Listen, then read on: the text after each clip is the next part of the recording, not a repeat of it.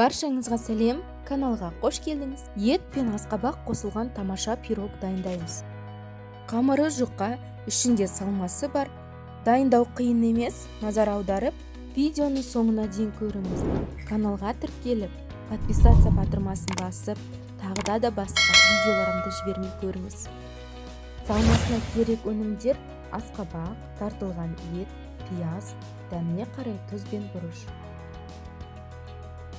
Ең алдымен қамыр дайындаймыз. Оған бір ыдысқа май, су және тұзды салып араластырып аламыз. Онды алдын ала илеуіштен өткізіп алдым.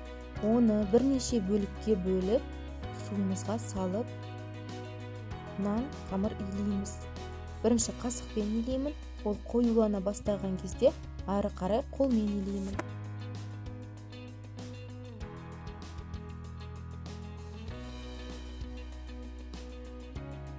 Қамырдың консистенциясы аштыққа ұқсас болуы керек.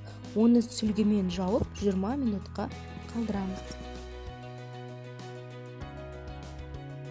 Салмасына туралған пияз бен асқабақты тартылған етпен біріктіреміз де дәміне қарай тұз бен қара бұрыш салып араластырамыз.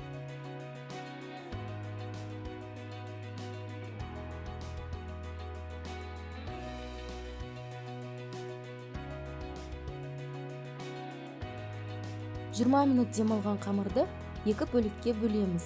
Бір жағын үлкенірек, бір жағын кішірек және 3 мм қалыңдықта жаямыз.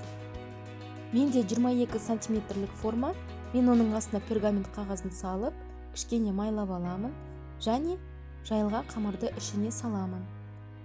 Нанның шет-шетін реттеп қайырып аламын. Енді дайын болған салманы осыған саламын. Салманы бір келке тегістеп шығамын.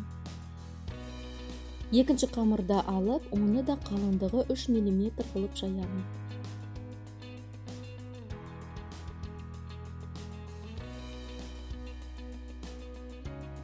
Дайын болған толтырманы алып, оны екінші қабат қамырмен жабамыз да шет-шетін қысып аламыз. Менде кішкене артық қамыр болды, мен оны кесіп алып тастадым. Қалауыңыз бойынша өзіңіздің қолынан келетіндей өрсеңіз болады. Ол өте оңай, ешқандай қиыншылығы жоқ.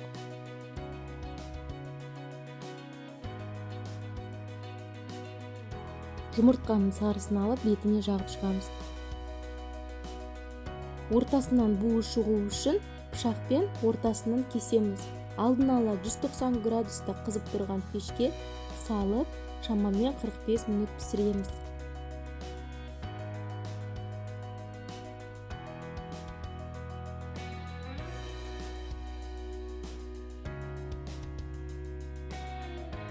Піскен пештен шыққан дайын асқабақ пен еттен жасалған пирогты қызарған болып тұру керек. Шығарып, бетін сумен себеміз де сүлгімен 10-15 минутқа жауып қоямыз.